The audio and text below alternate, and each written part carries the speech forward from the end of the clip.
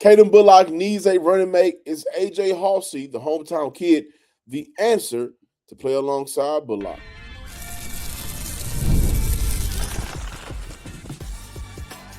You are Locked On Texans, your daily podcast on the Houston Texans. Part of the Locked On Podcast Network, your team every day. Battle Red Nation, from H-Town to your town. Today's episode and every episode of the Locked On Texans podcast is for Texan fans all around.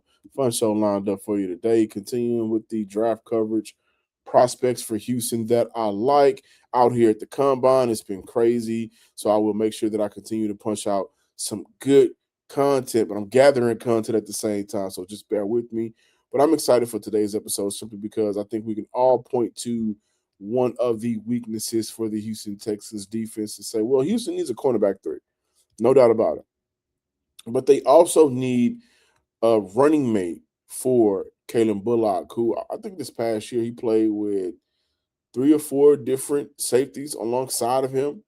That's a problem. You also look at Jimmy Ward. Jimmy Ward made money with the Houston Texans last year, but didn't make no money for the Houston Texans last year. What I'm getting at is he was getting paid, but the Texans ain't received nothing back in return, right, because of his injury. And then you ask him about the legal issues and what's going on. Same with Joe Mixon. The Houston Texans keep it very hush-hush, low-key. All right, and so for them, I wonder if they're looking towards the draft to address those concerns. I actually had an opportunity to talk with AJ Haulcy. I do want to let you guys know that the last 2 years, played in the Big 12, played in the SEC, Fort Bend Marshall High School player. Shout out Mo City in the building. Projected second-round pick, could slip to the third, depending on how some of these D tackles and their projections skyrocket after last night's 40 times, after last night combine workouts, depending on what we see from running backs and receivers, right? So he could slip to the third, but I think a team gets him in the second. 6 foot, 220, says he wants to play at a smaller weight in the league. Last 2 seasons, 8 interceptions compared to 3 touchdowns allowed, 10 PBUs during that time span as well. I also want to play this quick. I had a couple of questions that I asked AJ Haulcy, including, when would you like to come back home? Growing up, I played basketball, a little bit of baseball, but it was always football as well. I played everything growing up. I didn't start playing DB till high school. AJ, just playing for multiple defensive coordinators in college, does that prepare you for the next level? And how does your versatility, in your opinion, how do you think that translates to the next level? For sure, I feel like I had 5 different DCs my college career, and I feel like each scheme just got easier and easier just for my knowledge and from what I learned the previous year.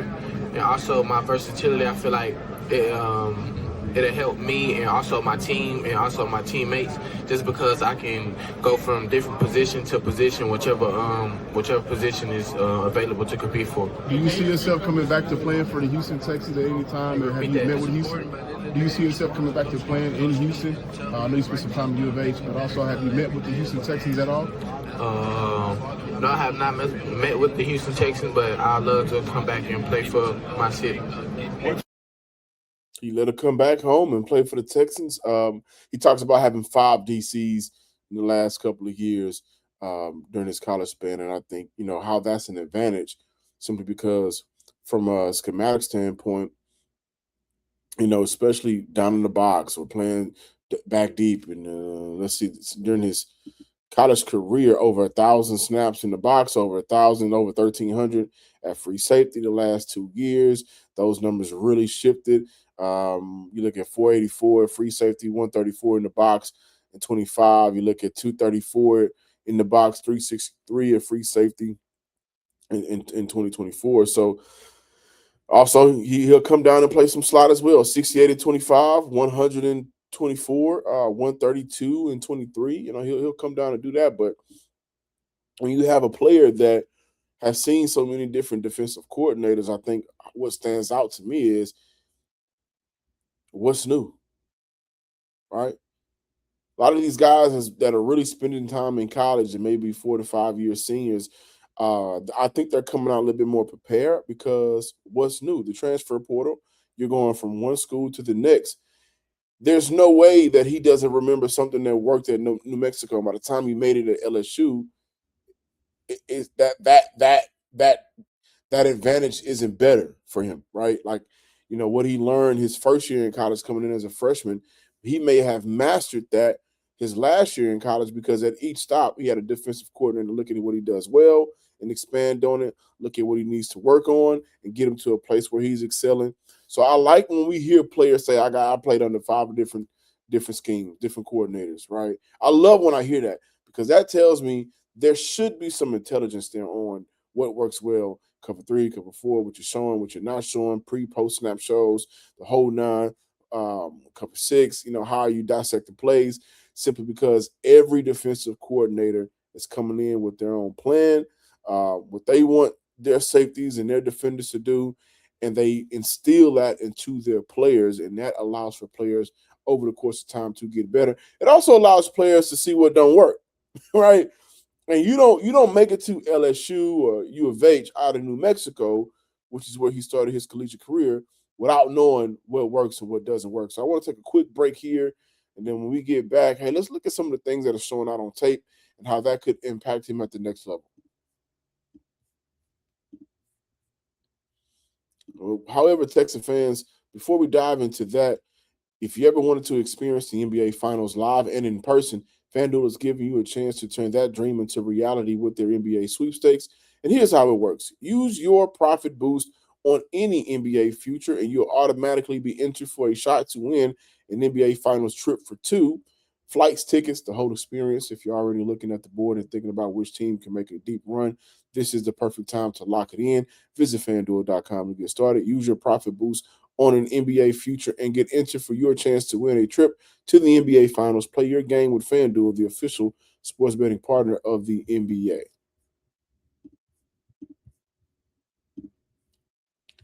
All right, so let's take a look at some of the things that stood out to me on tape, good or bad. I told you guys about his measurements and, some of the things that I think he needs to clean up on. Missed tackles over the last 2 seasons, 30 missed tackles, 40 defensive stops. He's cleaned up on the yards allowed, said all of that. But I think he has very good ball skills from a safety perspective. I like that he doesn't expose and tilts his hips too early, especially when he's back deep. I notice his hips react as the opposing quarterback's throwing motion starts. So I think that's a positive. While he's in the box, his tackle form is much more consistent compared to second level open field tackle opportunities. It becomes more compromised, I think, as each level grows, especially in the open field. I think that's an area of his game where he needs to work on. And here's a question that I had while just watching his tape. Is he better playing back deep zone compared to the hook curl flats? And that's a question I constantly ask myself when I'm watching his tape. And I have that question because while he reads the quarterback pretty well, I think at a very decent level, I don't want to say high level, but I think it's really good. I am concerned with his effectiveness in open field due to his recovery speed and more so his angles that he may take when the ball is in the air. These concerns are displayed in both situations during the A&M game, leading to a touchdown as well. I also noticed when it's time to change directions, he sits in his hips before changing direction. So he's not as smooth in his transitions, in and out of his breaks. I mean, obviously that's something you can work on. Um, you get to the right team, right? You get to a team that has a great yoga coach. You get some flexibility in those hips. Maybe that thing could change. But that said, I think the best part of his game is his instinctiveness. I think he's a very instinctive player. He is a hard hitter when his form is consistent. One scout said his speed concerns me, but he's just really an instinctive player all the way around. I know there are different opinions about him in our building. This is anonymous, of course, but I think he's a Pro Bowler in the right scheme. And honestly, the things that I see on tape, based off of that quote, I think Haulcy for the Texans it would be a good pick. Houston has the right scheme and pieces at every level, including a great running mate in Calen Bullock to make the job much easier. And so the idea of Haulcy coming back to Houston again, the most seated kid.